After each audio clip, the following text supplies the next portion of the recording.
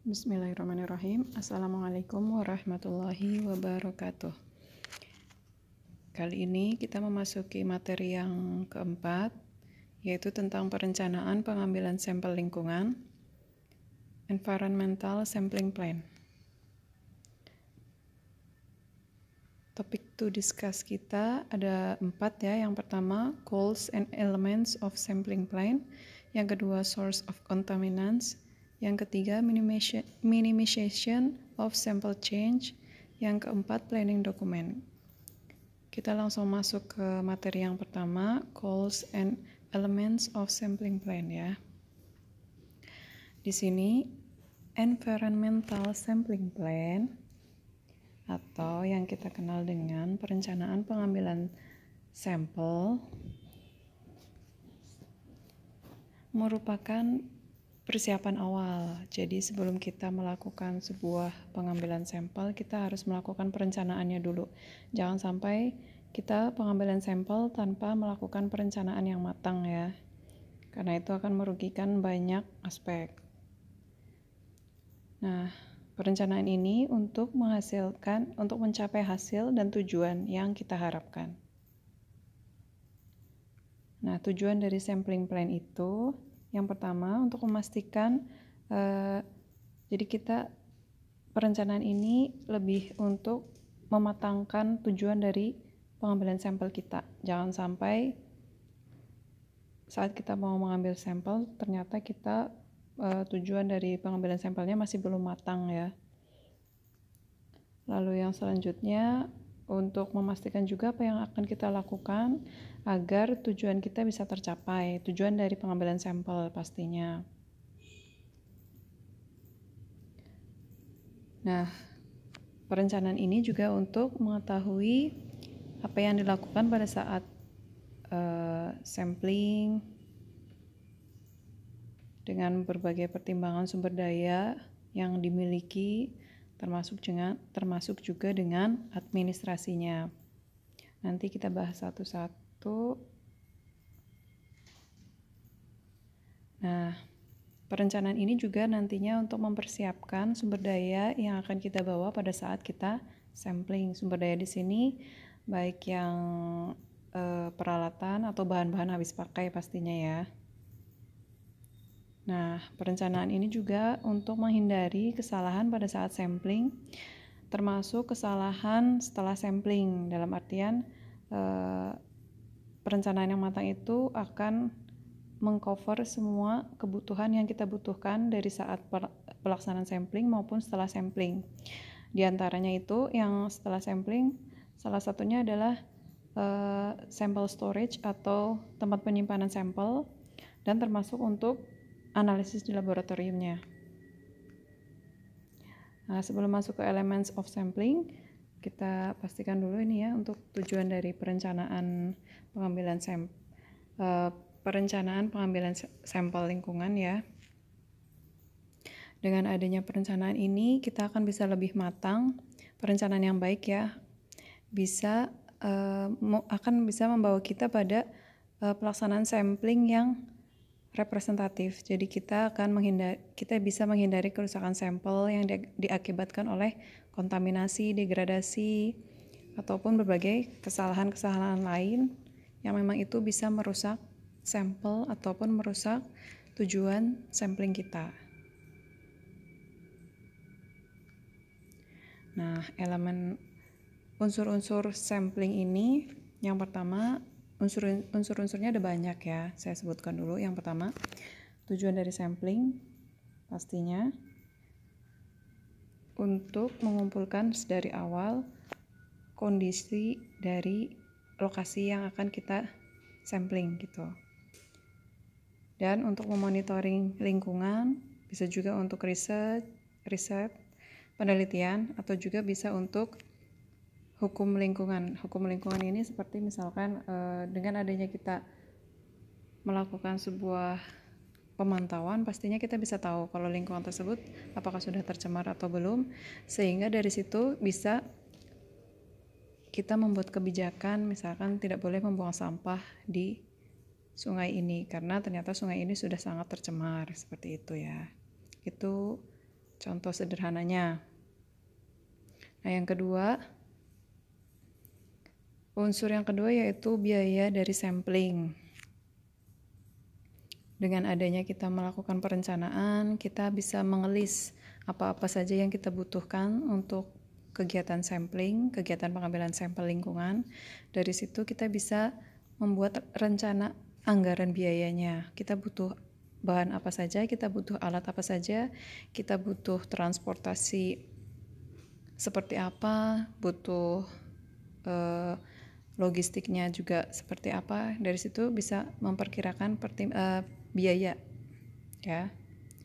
Nah, yang selanjutnya administrasi samplingnya termasuk izin masuk ataupun asuransi bagi pengambil sampelnya. Nah, ini penting juga ya, kita sebagai seorang peneliti untuk mengambil sampel itu tidak sembarangan asal ambil. Kita harus punya izin masuk, terutama untuk lingkungan daerah-daerah yang memang itu misalkan daerah konservasi, itu wajib kita punya izin masuk ke daerah tersebut. Kita nggak boleh sembarangan, walaupun tujuan kita baik untuk meneliti, misalkan meneliti organisme yang ada di wilayah konservasi tersebut, tapi kita tetap harus mempunyai izin masuk. Nah, selanjutnya itu asuransi untuk pengambil sampelnya. Ini juga penting ya, terutama pengambilan sampel yang dilakukan di lingkungan yang memang bisa dibilang cukup berbahaya, misalkan di laut lepas.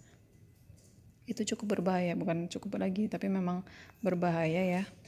Jadi memang butuh asuransi, tapi ini biasanya untuk peneliti lah ya, istilahnya peneliti yang kelas atas gitu ya. Kalau masih yang pembantu ya itu jarang sih yang pakai asuransi gitu. Nah, selanjutnya salah satu unsur untuk perencanaan sampling itu adalah petugas sampling. Nah, kita di situ juga menentukan siapa yang harus mengambil sampel. Misalkan pengambilan sampel untuk air pastinya dari orang yang memang berkompeten di bidang tersebut. Jangan pengambilan sampel air tapi yang mengambil adalah orang-orang yang nggak berkompeten di bidang itu, kan pastinya nantinya nggak akan pengambilan sampelnya bisa dibilang ngawur lah istilahnya gitu ya. Nah, ini contoh gambarnya. Nah, elemen selanjutnya itu ada parameternya. Nah, kita juga bisa menentukan parameter apa saja yang akan kita ambil. Jadi nggak semua parameter yang ada di lingkungan kita ambil semua, itu bisa membengkakkan biaya dan bisa mubazir ya, mubazirnya di banyak hal. Nah, ini juga perencanaan ini bisa menjadi quality control kita saat di lapangan. Sehingga perencanaan ini sangat penting ya, bukan hanya sekedar untuk menentukan biaya atau menentukan parameter, tapi juga menjaga quality control saat di lapangan. Jadi sebisa mungkin pengambilan sampelnya itu memang benar-benar sesuai prosedur yang telah ditentukan. Nah, elemen selanjutnya itu elemen tentang sampling equipment ya, peralatan samplingnya, sampling container, tempat penyimpanan sampelnya, sample preservation atau pengawetan ya istilahnya. Nanti setelah sampel yang udah kita ambil, selanjutnya mau diapakan, apakah harus disimpan di wadah yang tertutup atau enggak, terus harus ada proses pengawetan dengan bahan kimia atau enggak, agar kualitas sampelnya tetap terjaga, tidak rusak ya. Itu nanti dijelaskan di bab selanjutnya gitu. Nah, yang selanjutnya safety of sample in the field, bersama, tapi ini juga terkait dengan keselamatan dari sampelnya. Jadi keselamatannya itu bukan hanya dari petugas pengambil sampelnya, tapi juga dari ininya juga, sampel yang kita ambil. Misalkan dengan kita melakukan perencanaan yang matang, kita tahu mana alat yang pas untuk pengambilan sampel, misalkan sampel air, supaya nanti sampelnya tidak bocor dan tidak pecah gitu ya botolnya, misalkan kayak gitu. Dan dengan demikian kita bisa menentukan alat untuk membawanya seperti apa, apakah harus pakai kotak besar atau cukup pakai kresek atau itu biasanya kita yang masih taraf bawah ya pakainya kresek. Nah, elemen selanjutnya ini masih ada maximum holding time, waktu yang maksimum untuk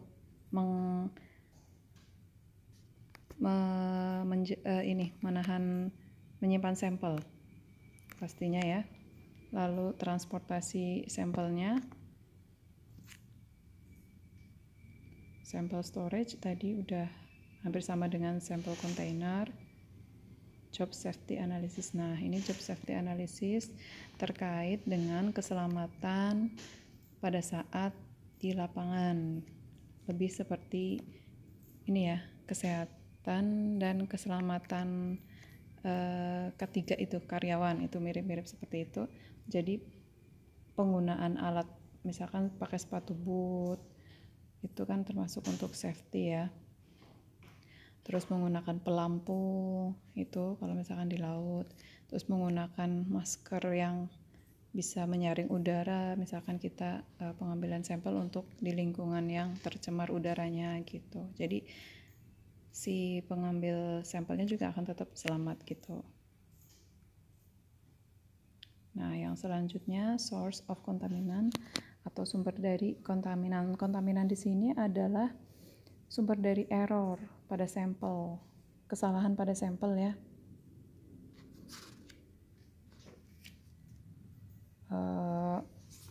Bukan kontaminan ke sampelnya, bukan ya, tapi lebih ke error pada sampelnya. Ada 4 potential source, ada 4 hal yang potensial untuk merusak yang bisa memberikan error terhadap sampel.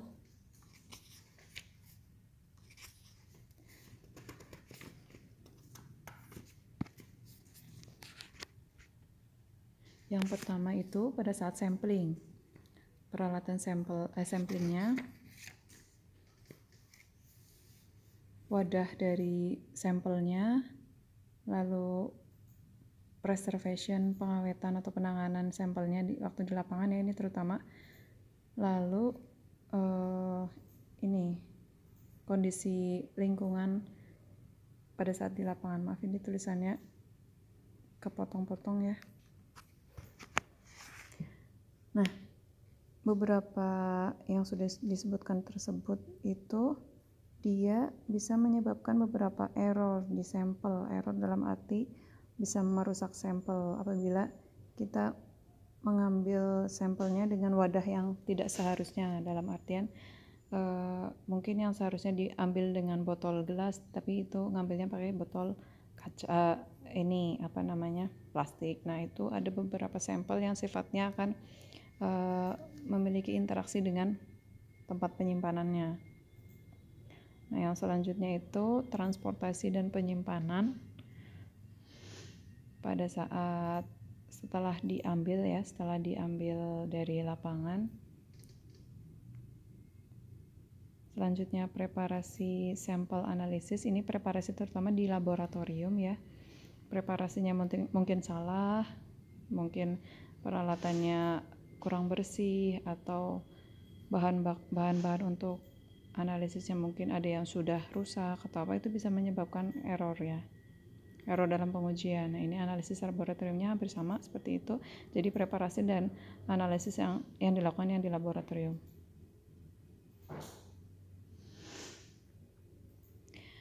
Selanjutnya minimization of sample change atau meminimalisir perubahan sampel. Dari beberapa sumber dari kerusakan sampel, kontaminan ya, error ini disebabkan sampel mengalami perubahan. Biasanya ada beberapa penyebab, terutama dari kimia maupun fisika, perubahan kimia maupun perubahan fisika ya. Yang pertama, penguapan. Yang kedua, adsorpsi dan absorpsi. Nanti kalian bedakan antara adsorpsi dan absorpsi. Lalu difusi, lalu pengendapan. Nah, ada lagi yang kelima itu perubahan kimiawi, perubahan fotokemikal, lalu degradasi mikroba. Saya jelaskan satu-satu ya. Penguapan itu sendiri ini merupakan proses fisika ya dalam sampel. Ini ada banyak faktor yang mempengaruhi, biasanya sih seperti suhu sampel, terus luas permukaan sampelnya itu biasanya mempengaruhi, dan sifat dari sampel itu sendiri. Biasanya kalau untuk yang gas dia akan mudah menguap. Nah, ini sebagai contohnya itu organic molecule gas hidrogen sulfida H2S ya. Ini merupakan parameter yang mudah menguap sehingga perlu dilakukan teknik pengawetan khusus. Nah, ada juga contoh yang lainnya itu hidrogen cyanida. Nah, teknik untuk meminimalisir meminimalisir penguapan yang akhirnya bisa merubah sampel itu yang pertama disimpan di wadah yang tertutup seperti yang digambar ini ya. Kalau misalkan dibiarkan terbuka nanti bisa lepas ke udara gas-gasnya, jadi kita simpan di botol yang tertutup. Nah, atau enggak bisa kita dinginkan pada saat transportasi. Dinginkan ini bisa menggunakan cool box ya, biasanya dikasih es batu sekitar 3 derajat Celcius ke bawah itu untuk penurunan suhunya, atau juga bisa dengan penambahan bahan kimia tertentu, tapi ini jarang digunakan. Biasanya teknik untuk meminimalisirnya itu dengan yang ini aja, fisika seperti ini, ditutup ataupun diturunkan suhunya. Nah, yang selanjutnya adsorpsi dan absorpsi.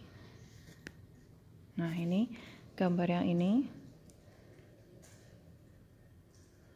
gambar yang saya tanda merah, adsorpsi dan absorpsi.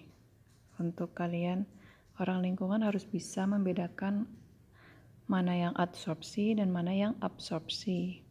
Nah, kalau adsorpsi ini dia tidak dia tidak tercampur dengan senyawa yang lainnya, jadi cuma nempel gitu ya.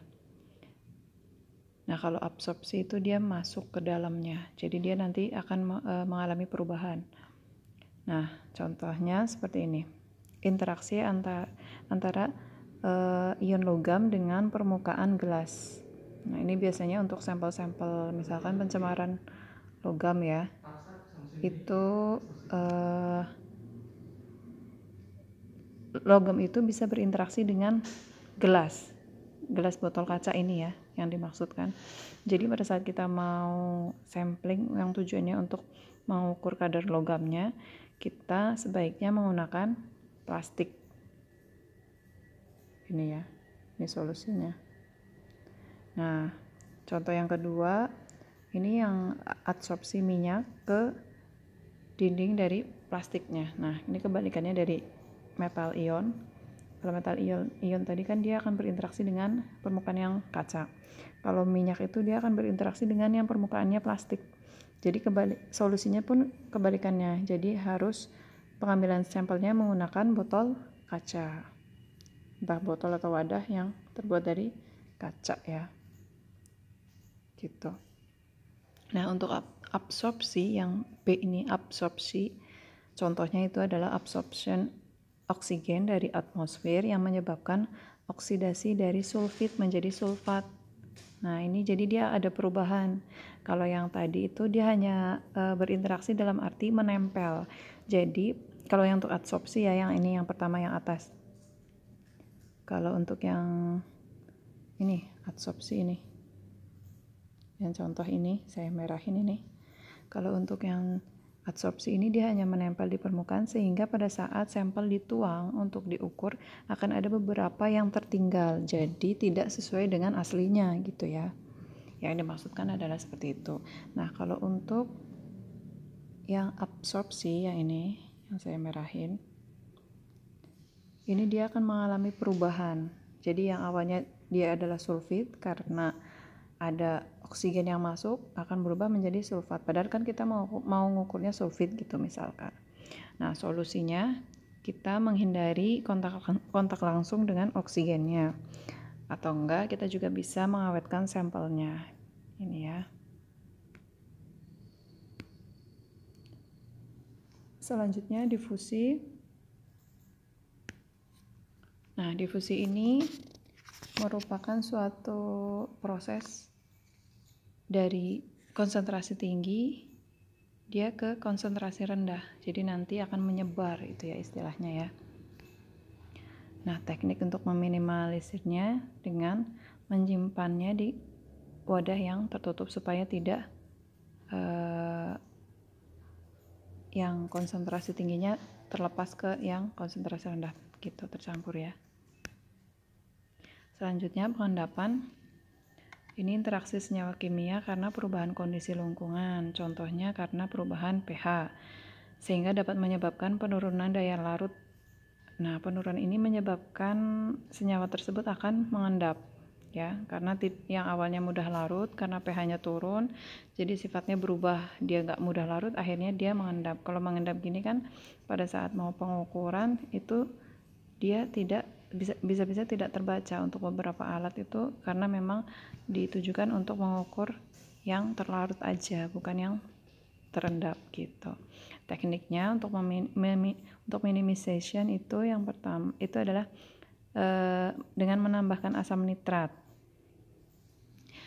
sampai pH-nya kurang dari 2, dapat memastikan ion logam tetap berada dalam larutan sampel tidak mengendap. Ini nanti kalian bisa nyari contoh yang lainnya ya. Seperti apa? Untuk ini beberapa senyawa-senyawa kimia kan kalian lebih paham untuk mahasiswa lingkungan ya. Nah, selanjutnya perubahan kimia. Contohnya sampel yang mengandung klorin bebas dapat berinteraksi dengan senyawa organik terklorinasi. Contohnya pada sampel air minum. Untuk menghilangkan klorin yang dapat mengganggu proses pengujian, maka bisa ditambahkan dengan natrium tiosulfat. Natrium ini bahan organik ya, senyawa organik. Nanti si klorinnya akan berikatan dengan natrium tiosulfatnya gitu. Nah, photochemical change, perubahan ini disebabkan oleh sinar yang kuat. Contohnya sampel dari PAH ya, polinuklear aromatik hidrokarbon, ini senyawa ini ya, minyak bumi. Tekniknya disimpan di botol yang gelap. Contohnya adalah amber glass botol. Nanti ada gambarnya. Nah, ini namanya amber glass botol ya, botol amber. Nah, ini ada gambar contoh dari perubahan fotochemical. Ini karena adanya cahaya matahari. Jadi si pH-nya ini dia akan mengalami Yang pertama fotoreduksi, terus selanjutnya mengalami fotooksidasi. Jadi yang terukur bukan yang aslinya gitu, yang ada di lapangan. Kan diharapkan kita mengambil sampel, kita simpan, lalu kita ukur, tapi tidak ada perubahan selama penyimpanan. Nah, untuk jenis-jenis seperti PAH ini dia akan mengalami perubahan apabila terkena sinar yang kuat. Jadi solusinya itu kita simpan di botol yang gelap supaya sinarnya tadi nggak tembus gitu ya, sehingga sampel PAH-nya tidak mengalami oksidasi gitu. Yang selanjutnya mikroba, degradasi mikroba. Ini contohnya untuk sampel mikroplastik ya, yang sekarang sedang mulai booming, itu adalah pencemaran mikroplastik di air. Itu bisa saja ada peran mikroba yang mendegradasinya. Nah, solusinya dengan menurunkan suhu dari si sampel. Nah, tadi itu pas lagi kita simpan di storage-nya, kita kasih es batu atau apa biar si mikrobanya tidak aktif ya. Ini contoh lain juga, misalkan bahan organik juga. Nah, ini contoh kenapa saya ngambil mikroplastik ya. Ini ternyata ada beberapa mikroba yang bisa melakukan biofragmentasi kayak gitu. Nah, ini bisa merusak dari si plastik itu sendiri ya. Cuma memang mungkin belum banyak yang meneliti. Nah, yang terakhir itu planning dokumen. Planning dokumen ini jadi pada saat planning dokumen ini maksudnya nanti pas lagi kalian pengambilan sampel di lingkungan sudah ada dokumennya lengkap, dalam artian apa saja yang mau diambil, terus tanggal pengambilan, terus mungkin mencatat lokasi koordinatnya, mencatat kondisi lingkungan pada saat pengambilan, misalkan mendung atau cerah atau pas hujan, itu semua penting dicatat untuk pengukuran sampel lingkungan ya, karena itu semua akan mempengaruhi dari kondisi lingkungan yang ada. Nah, sehingga dengan demikian kita perlu menyiapkan planning dokumen untuk mencatat itu semua. Jadi nanti pas lagi di lapangan udah tinggal tulis, nggak perlu ngelis lagi gitu ya. Ini contoh planning dokumennya. Nanti bisa kalau kalian ini nggak harus paten seperti ini, bisa dengan tabel yang lebih sederhana untuk kalian belajar gitu ya. Oke, terima kasih atas perhatiannya. Wassalamualaikum warahmatullahi wabarakatuh.